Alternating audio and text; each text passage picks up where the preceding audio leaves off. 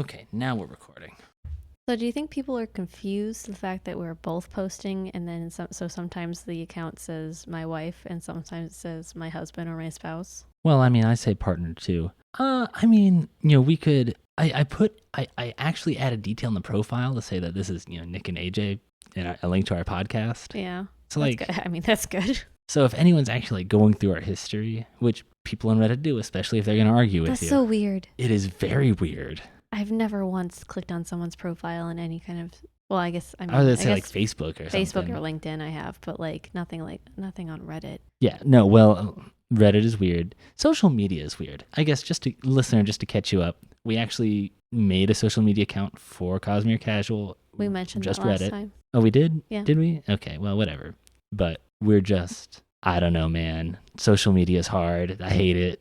I used to just lurk. I just think it's funny because you and I post we're so different. We're so different, and it's so hard for us to share. You cringe at my post. I cringe at your posts. It's just a cringe fest. I do not like the way that you have directed Reddit to make fun of me for the way that I pronounce Demox. Demu. No, that just sounds... Rendezvous. Rendezvous.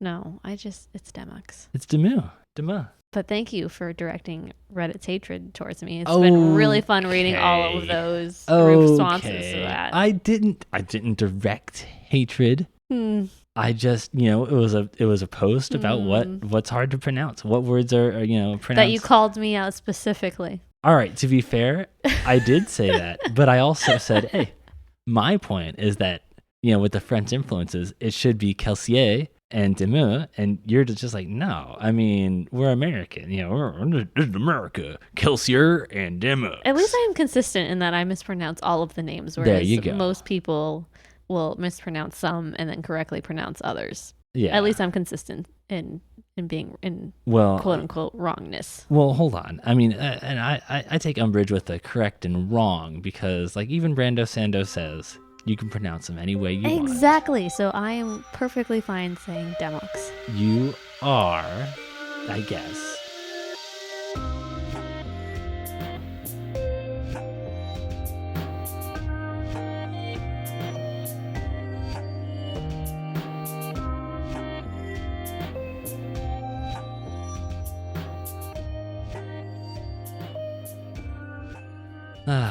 Well, hello and welcome to Cosmere Casual. I'm your co-host and I don't know, I guess pronunciation stickler? Instigator? Oh, yeah. Social media, influencer in training? Oh, God, no. Nick Gorman. That's my name. And your other co-host, AJ Gorman. So today is our, Cosmere Connections episode for White Sand. So we're going to be talking spoilers for just about anything, and we've got some speculation, all published works.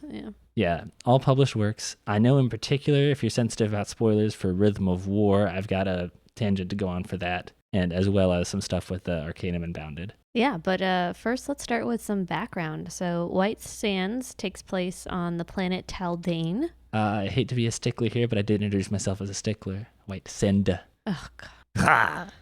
White Taldane. Sand takes place on the planet Taldane. Where the shard is Autonomy. And the vessel of Autonomy is, what is it, Bavadane? I actually didn't write that down. I didn't either. Because Autonomy is an interesting shard. Yes. So Autonomy, the word, is self-reliant. What is, I probably should have looked that up. But if you're autonomous, you're self-sufficient. Well, you're motivated on your own. You're self-governing, it's very, self-centered, I guess, in a way. Yeah. So it's very, it takes some mental gymnastics for me to understand that Autonomy, the shard, gives individuals power. Yeah, and I think it's you're right. And she relies on them being autonomous to do her bidding, to get to her goals. I don't know.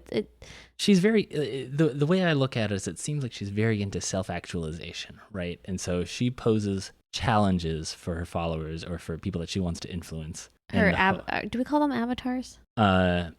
Yes. Okay. That's sort of like a subcategory, but I mean in general, like she really does try to, put up challenges just for everybody that she's trying to influence. And But I guess my point is and then they challenge themselves to be their best version of themselves. Anyway.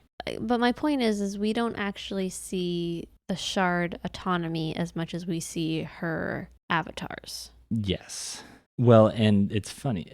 So the thing about the shard autonomy is, rather than Odium, who wants to be the most influential shard by destroying the others, Autonomy also wants to be basically the one and only. But the way she goes about it is by flooding the Cosmere with avatars of herself. So basically, she tries to get new religions started. Yeah. And the way that she does that is normally taking an existing religion and kind of co-opt it, I believe. Maybe. Still some speculation about that. But anyways, it's weird. Autonomy is weird because we don't actually see the shard, and in White Sand we don't see autonomy directly, and we'll talk about this later, but we may have heard of one of her avatars. Well, two, because there's also the Sand Lord, who we do see on screen in a flashback from Aloran. Okay, we'll talk about that later. Yeah. Some more background is that this White Sand takes place early in the Cosmere timeline. Yeah, this chronologically, out of the entire published Cosmere, it's the earliest so far. But there will be more before this. Yeah, there's the tentatively titled Dragonsteel, also the same name as Brando Sando's publishing company and just entertainment, media empire. Dragonsteel is planned to be a series leading up to the shattering of Adonalsium. So, but there's a draft non-canonical version of that one out, but most people don't read it because they don't want to. Yeah, because it's not polished. It's not, some of the ideas in the prime versions of books get recycled into other ones. So then, it's not. So you could be spoiling another book. Yeah, or it's sort of like a your mega fans will read it because they want to know everything, but it also makes it more confusing because there's so many canon books. Yeah, to mix in a non-canon book. Yeah, breaks my brain. And it's or pseudo canonical, right? Right. But anyways, let's get back to Taldane. So it's also called the Taldane system, right? The planetary system. So Taldane is the only planet in this planetary system. Okay. There are 2 stars. So Dayside faces the larger star Aista. Was it Aisha? Aisha. The one that they swear by? I don't know. It's in Aisda. You want me to go get the book, and because that's literally the first Ars Arcanum in the Omnibus edition. For the pronunciation. Well, for what the stars are in this. No. I have it written what it is. I just don't know how to pronounce it. Oh. Let's go with Aista. Okay. So the larger star Aista, that's what Taldane, the Dayside faces, and that's like a larger yellow star. And then Starside faces the weaker star Ridos. Ridos. Yes. So similar to our moon, the Earth's moon, Taldane rotates the kind of at the same speed that it rotates around. It orbits the sun at the same rate that it turns. So it's always the same face facing the sun versus there's a dark side and a day side. Just like how the moon has a dark side that never faces the earth. It's just like that. Right. Starside faces Ridos, and that star is further away, and it's like a blue star. It's a dwarf. So that's there's also a moon that does orbit Taldane. Yes. And the other thing that we know about this planetary system is that every 7 orbits the smaller star Ridos sends out a pulse that charges the star carved. Yes. And the only other thing I have background about Taldane is that Autonomy's face can be seen in the clouds. Well, do we know that it's specifically is it because the faces all look different? So I wasn't sure if it was. I must have read that on Coppermind or something. Right, because I was about to say the faces do look different. Sometimes they're more masculine, sometimes they're more feminine, and I thought it might be the faces of different avatars of Autonomy, or versus the vessel Bavadin. Unclear. Yeah, we don't really know yet, but yeah. We do know that the faces are important. I mean, important. They don't play any impact on the events of White Sand or anything else so far, so They're not on accident. they're not on accident. Okay. Do we want to talk about Magic the system. magic?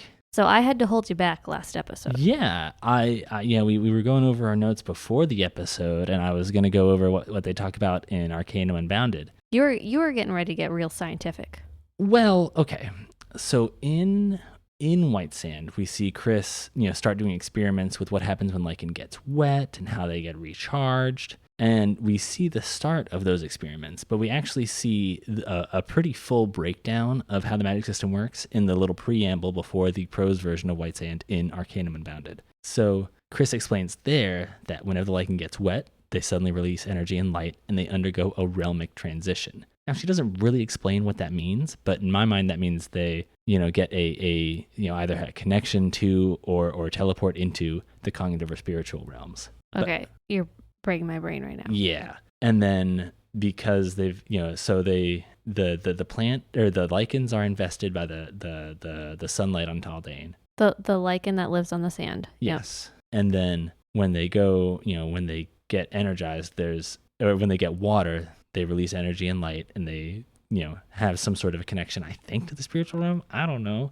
That's where the investiture tends to live. So when you pour water on sand, yeah, energy transitions from the physical realm to either the spiritual or the cognitive realm. Like I said, it's not spelled out exactly what that means, right? So but that's me reading between the lines. Yeah, no, I mean, all I'm trying to explain is that the only extra piece of information we get is that there's something that happens, between the three realms when the lichen on the sand gets wet, and that is somehow related to how the magic system works. Means nothing to me. Yeah, and that's fine. I'm sure we'll find out more about that in future, stories that feature the sand. Speaking of, we also see White Sand used in Rhythm of War. And in Rhythm of War, Stormlight Book 4, we see the fused, and I think, Mraize, use stale sand, which turns white in the presence of other investiture.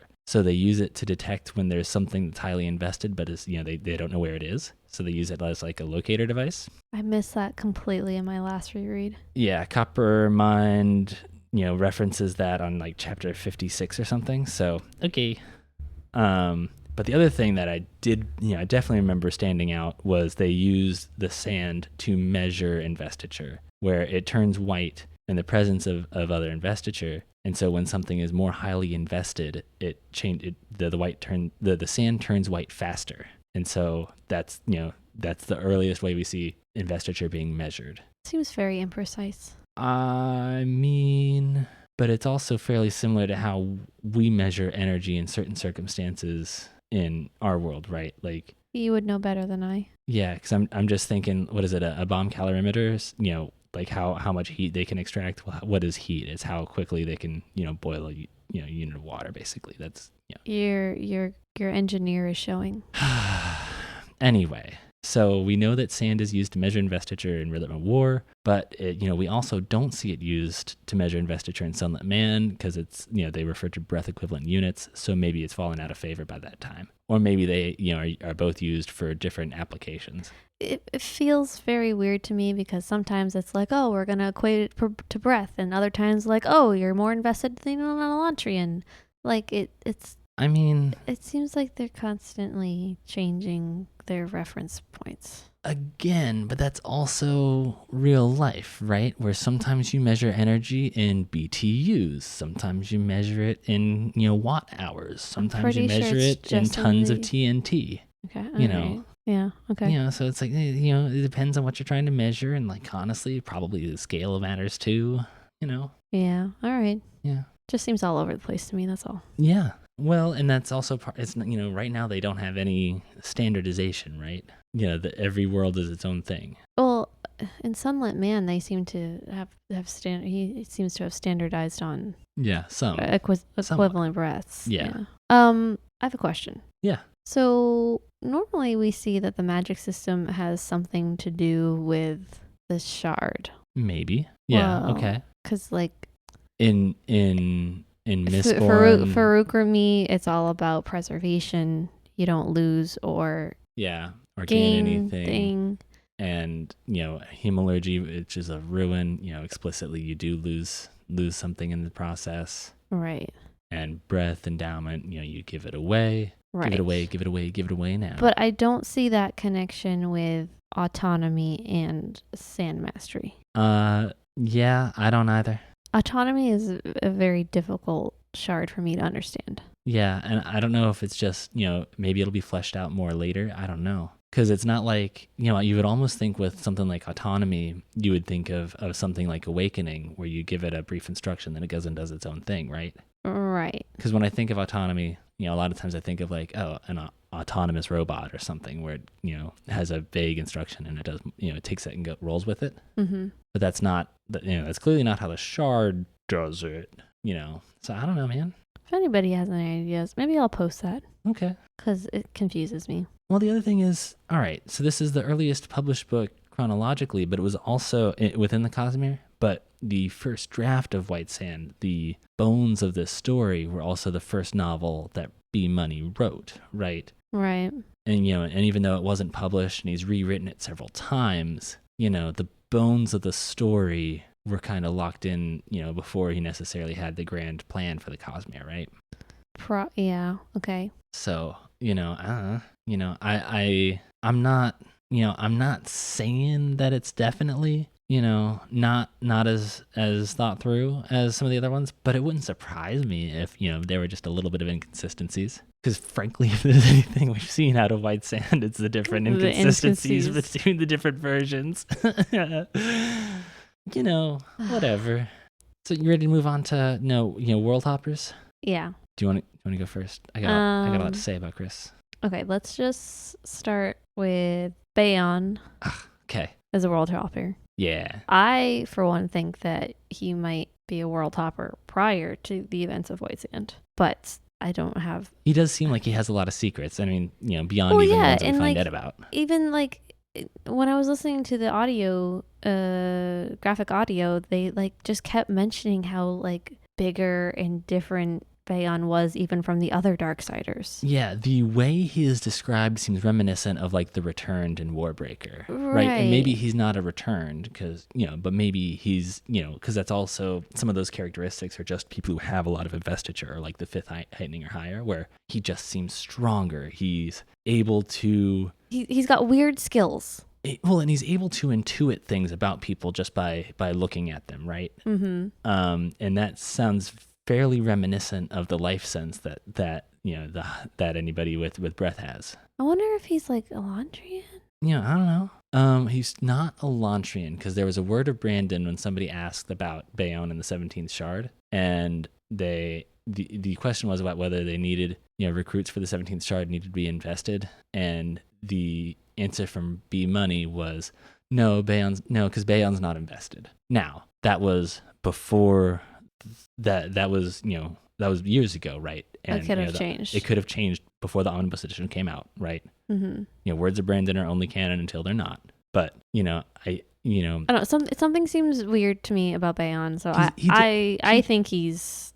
He could be. My head canon is that he's holding on to a lot of investiture. And we don't know enough about the magic system to know if foreigners or yeah.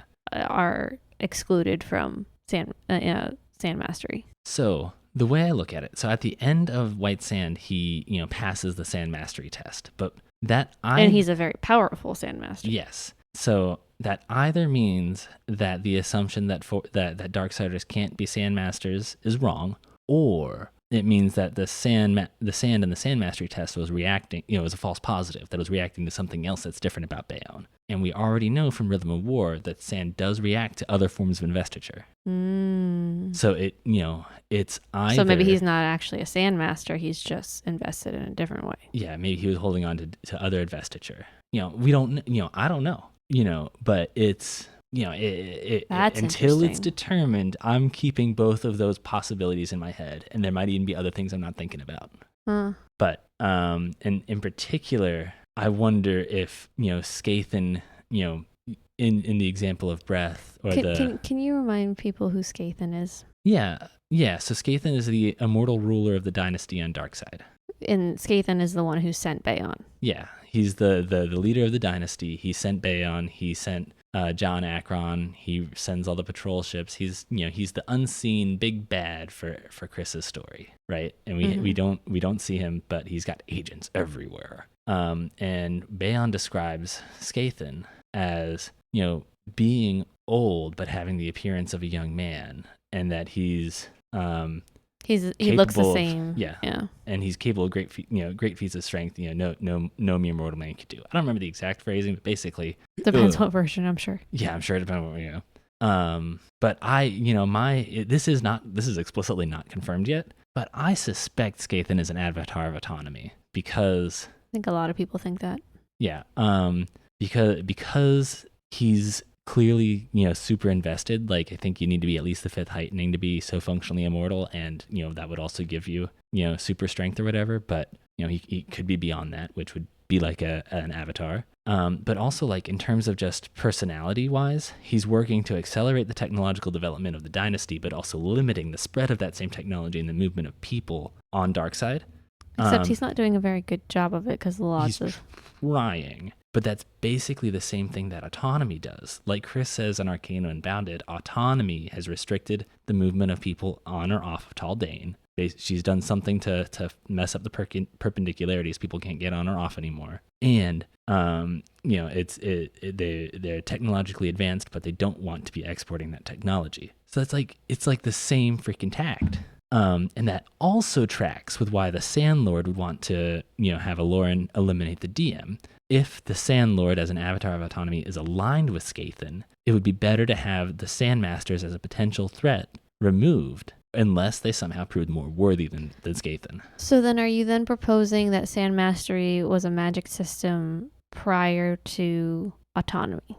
Prior to the existence of autonomy? I am not making any claims about the relative order of those things. Okay.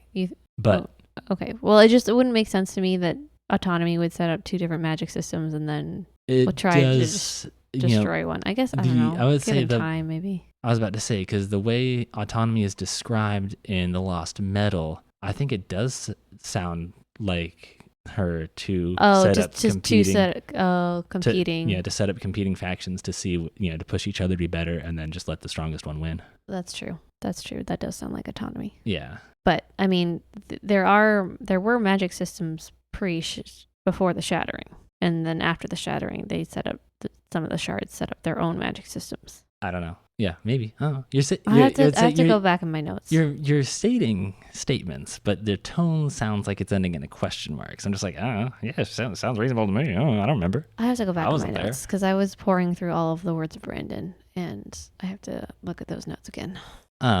So that's Bayon. That's Bayon, and we kind of like went on a tangent into that, the potential and confirmed avatars of autonomy. Can we take a detour there before we get back to Khriss? So we do know that the Sandlord is an avatar of autonomy. I think that comes from Word of Brandon, but it's it might be Arcane Unbounded as well. I don't remember the source, but that's been confirmed. We do, Skathan is possible. Some people think he is. Some people don't have opinions. But we also see Trell, the foreman of the building that collapsed, and he shares the same name for the deity in Trelligism, which is a religion on Scadrial that Sazed preaches in Mistborn Era 1, and which Autonomy also uses. She co-ops that religion. She co-ops that religion in The Lost Metal to start her like insurgency into Scadrial, right? Mm-hmm. So the theory is that Trell may or may not be an avatar of autonomy that had been to Scadrial to sort of seed that religion. Because we do know that White Sand takes place a long time before, well, maybe not a long time before, but it definitely takes place before Mistborn Era 1. Brandon has been asked about this, and his response was a joke in which he's like, which Trell? Which Trell? Okay, yeah. So either he's kind of purposely playing with us, naming a side character Trell, or that theory is correct, but he's being very coy. He's being very coy about it. Well, you never have 2 people with the same name. Anyway. Yeah.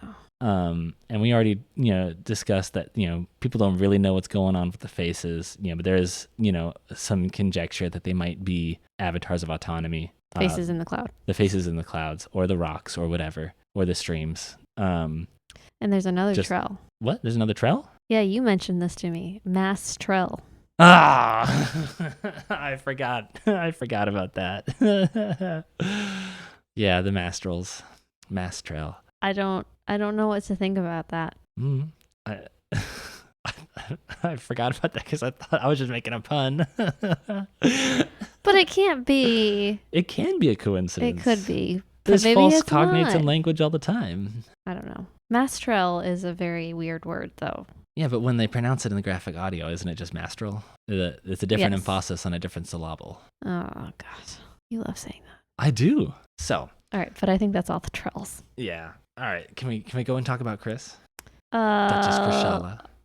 Let's do Hoyd real quick, because I think there's less to say about Hoyd, and then we can spend a lot of time on Khriss. Yeah, you don't normally get to say there's less to say about Hoyd, but here we are. Okay. Whether it was the graphic novel or the graphic audio, I freaking missed Hoyd every single freaking time. I'm pretty sure the only way people knew where Hoyd was when the graphic audio was adapted. His voice actor was credited as Hoyd. Yes. And so then you were able to trace back there and then find his. No, you can't. How do you trace that back? Because I heard it I heard the credits, and I'm like, well, okay, so I can look it up. Okay, what this voice actor's name was, but then how do I go back and try to look that up in the audiobook? How do I search? It's not like it's a Kindle book where I can just search for a name. Well, maybe if you were just a really good sleuth or something, you'd know other things, and you could recognize the sound of his voice. But how? I don't know. I didn't do it. I just looked up what Coppermine said, and then I drew from there. So he's the guy, he's the guy with the stringed instrument. He's in all 3 volumes. Is he really in all 3 volumes? Is he in volume 2? Yeah. Okay. Huh. Because one of the scenes is when they went to the restaurant for lunch. Oh, right. And when they walk into the restaurant, there's a guy playing a guitar or guitar-like instrument, and that supposedly is Hoyd. Was that a lute or a zither?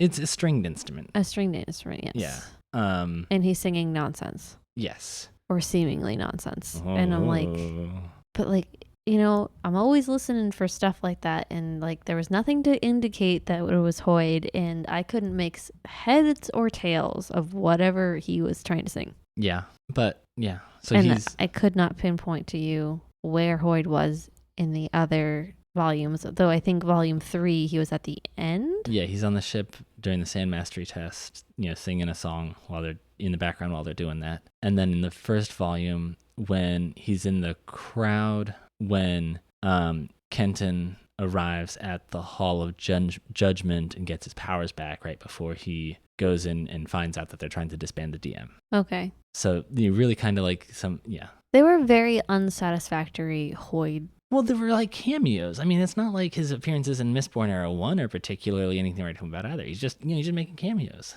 He's witnessing key events. They're just very unsatisfactory. Yeah. He was in the beginning, he was very stingy. He was very stingy with Hoyd. He has become less stingy. Yeah. So Khriss, I'm getting over and I'm just gonna go for it. All right. So this book, in part, I know it's its own story as well, but it also serves as Chris's origin story. So Khriss writes the Ars Arcanum chapters at the end of each book, and she's a scholar. She writes the essays in Arcanum Unbounded. So in terms of in universe, how explaining how the Cosmere works, she's number 1, right? She's the one who knows. She figures it out. Yeah. And like I said, she mentions in Arcanum Unbounded that she cannot return to Taldane due to Autonomy's investiture, doing something to perpendicularity. And I forget whether this is in Mistborn Secret History or in Arcanum Unbounded, but she mostly lives in the cognitive realm in a city called Silverlight University. Yeah, and after the events of White Sand, I think the next time we see her chronologically is in Secret History with her new assistant Naz, and she meets with Kel in the cognitive realm. And then we also see her on screen in Bands of Mourning, where she dances with Wax and asks, basically the interactions about his different twin-born abilities, right? The resonance is there. But so that's, where we've seen her outside of White Sand. And so to me, it's a little frustrating knowing where her character is headed and how, generally she only seems to pop up in cameos, and her big contribution to the Cosmere in the story is like, understanding how things work and being such a scientist. It was weird to me that her emphasis and her story in White Sand, it was almost like it had nothing to do with her being a scientist. Yeah, her development as a character had to do with her being a better diplomat. And she had experiments she was running on the side, but other than like being really cool things for us, the reader, to understand the world better, they didn't play into the plot at all, right? Right. So I mean, hopefully, maybe what she gained in diplomacy will be important. Maybe we'll see her on screen again in a story more related to how Silverlight works. But that's not where we've seen her so far.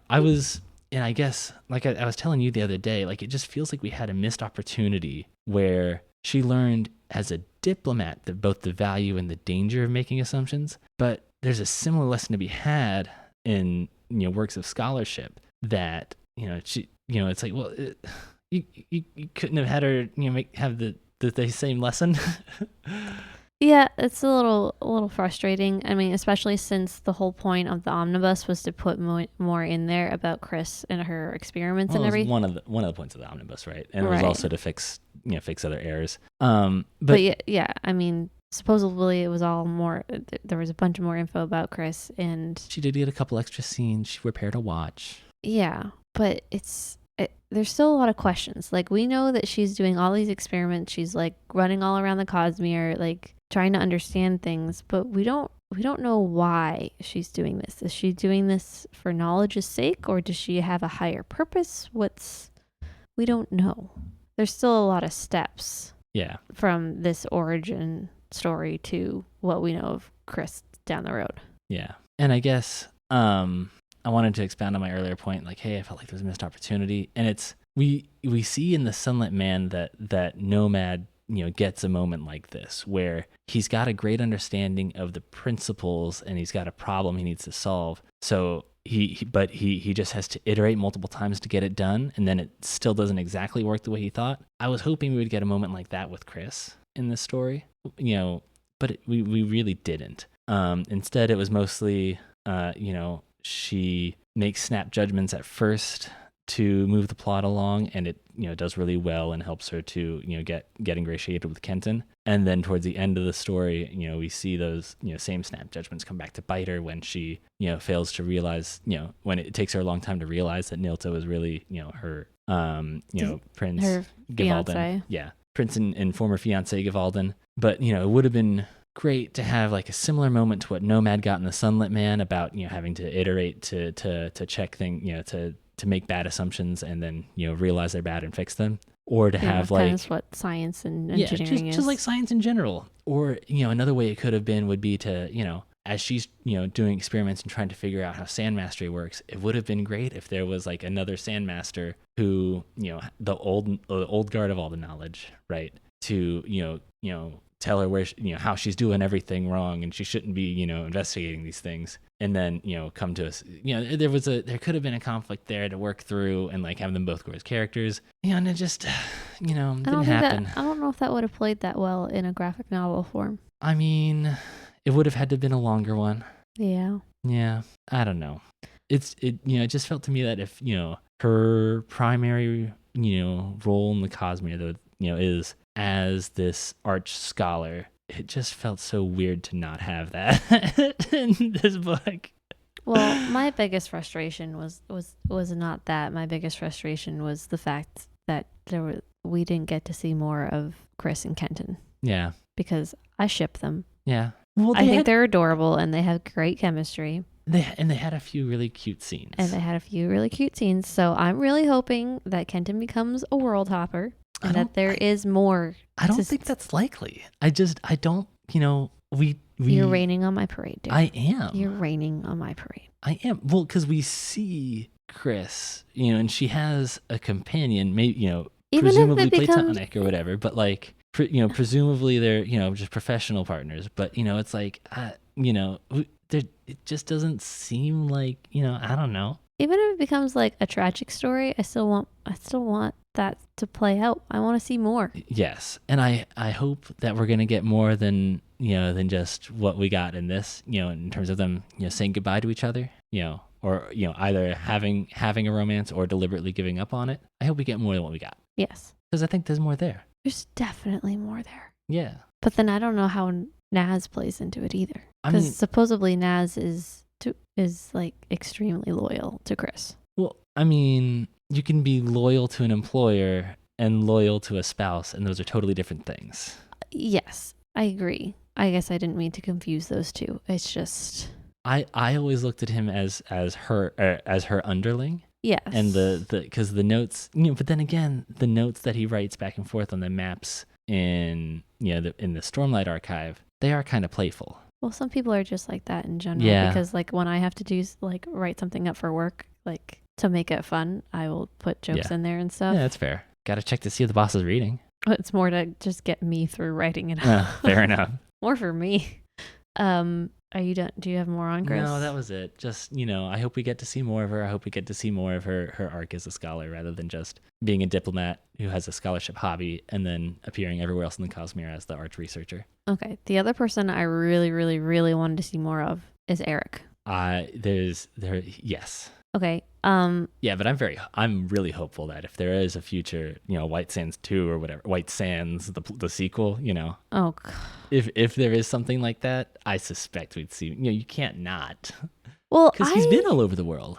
I feel like it's hinted like he can see into the future. Really? Like maybe not far into the future, but just like a couple seconds. I mean, because think about it. Think about the restaurant scene. The restaurant? Because he's like Kenton like heads up, and like Kenton has time to look around, and then that's when they see the assassin like pull out the weapon. So like he was like enough time to give Kenton warning so that they could actually watch. And he catches the arrow bolt in front of Khriss. Yes, and he says, "Oh, excuse me, I have to catch this." Yeah, and it's not like you're gonna have time to say that unless you know it was coming. Right, and it's and you're saying that you have to know it's coming, but you also like you wouldn't have that time between the time a dart shoots out and meets its target, right? Right, and I mean that would also explain like how cool, calm, and collected he is with all of these fight scenes, and the fact that he is fighting. Okay, so you're like when he like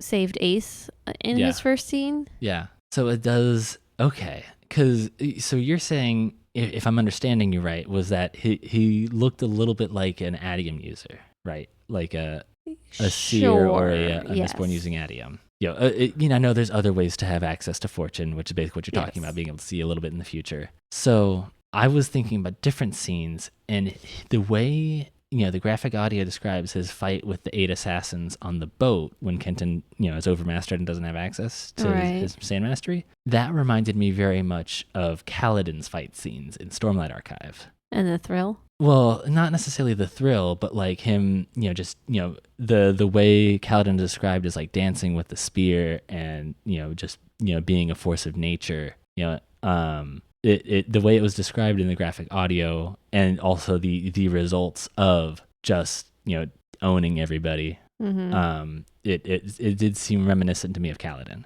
but I wasn't sure if that was. I don't know if I see like that connection, because I mean, like if you're gonna own, if you're gonna be and maybe that's just how he kick-ass warrior and whatever. Maybe that's just how he describes being a kick-ass warrior, right? Yeah, how many different ways can you describe that? I don't know. I like your explanation better.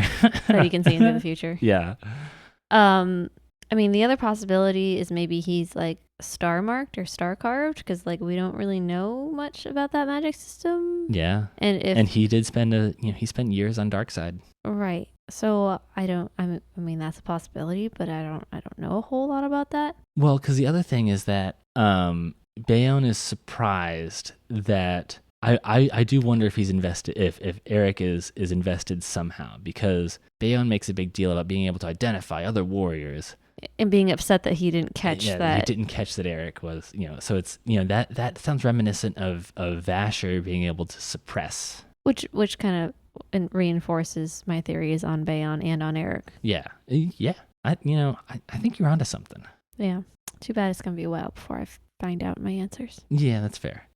Is there anything else you want to talk about? No.